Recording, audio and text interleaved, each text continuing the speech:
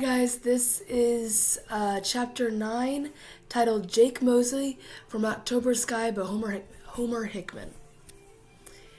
Every year, the Ohio Mill chooses some of its young engineers and sent them down to Coalwood to kind of a coal mining boot camp my father ran.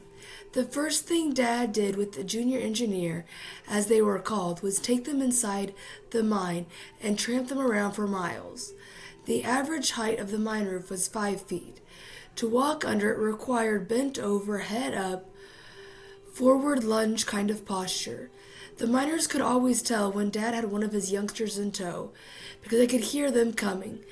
Dad giving his running commentary on how the mine worked and the junior engineer's helmet bapping on the roof.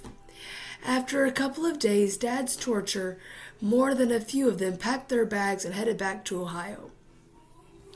One of them who stuck out was Jake Mosby. Jake was about to become important to the BCMA. I first met Jake when I was in 9th grade.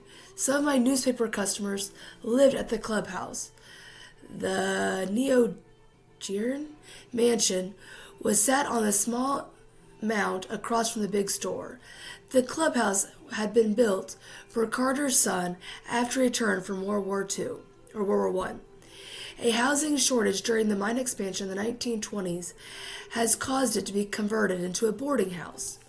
Since then, it had gradually expanded until it had dozens of rooms for single miners or transitant families. Mrs. Davenport, the club's house manager, had told me to go on up to Mr. Mosby's room.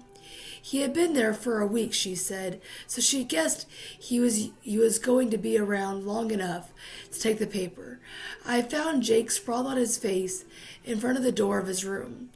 He wore the typical junior engineer uniform, a canvas shirt with a baggy pair of khakis pants, tucked into some leather mining boots.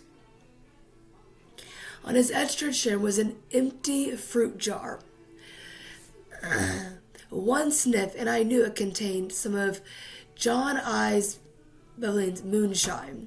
John I had lost a foot in the mine, and the company looked the other way when he supplemented tiny pensions, dealing out fruit jars filled with a clear, fiery liquid.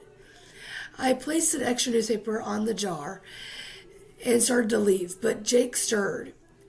"Who are you?" he demanded with his eyes still closed. "Newspaper boy, sir," I answered. "Would you like to subscribe?"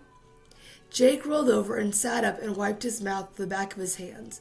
He pushed the newspaper away and went for the jar and then threw it aside when he saw it was empty. "Damn it, old Christ hell." He blinked at me and ran his hand through his sandy hair. "What time is it?" "About 10 after 6, sir." "AM or PM?" he asked. John I's stuff had really gone to work on this one, I thought. "It's morning." He cursed again, tried to rise, managing only to get to his knees before dropping like a sack of potatoes. He curled up and held his stomach. "I'm dying," he announced, with a groan that trailed off into a deep sigh. "You want me to get the doc?" I asked. He held up one hand limply and beckoned me to come closer. "No, doctor. What's your name, boy? I'd like to know who I'm with when I go to the Angels." I told him, and then he shook a damp hand and stretched it out to me. Then I let go. I wiped my hand on the back of my jeans. "No kin to Homer Hickman, are you?" I told him. "Your dad." Ooh. He began, "Your dad." He stretched out his scorched brain for the right words and rolled over and I started across his eyes. "Your dad." "I've heard my dad's the son of a bitch when it comes to you Ohio junior engineers," I finished for him dryly as my age and hour allowed. Mosby laughed. "Oh, that hurts."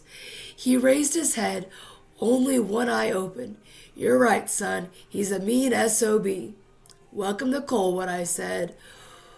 "Want to take the telegraph?" He didn't. He couldn't afford it, and I took the complimentary copy with me. I mentioned to my mom afterward. She laughed. You want to know something else about Jake Mosley?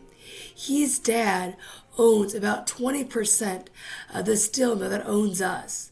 He's got more money than Carter has got. I next saw Jake at the company Christmas party at the clubhouse. It was the first time I'd actually seen him standing. He was leaning on the mantle of the fireplace in the big hall on the first floor, a drink in hand, talking to Mr. Van Dyke's new secretary, a pretty little blonde, imported all the way from New York City. Mosby was dressed splendidly in a tuxedo, the first one I'd ever seen. He stood tall, loose-limbed, as my mother would say. She was, with some of the other ladies in the corner eyeing him. He looked like he looks like Henry Fonda, I heard one of them say.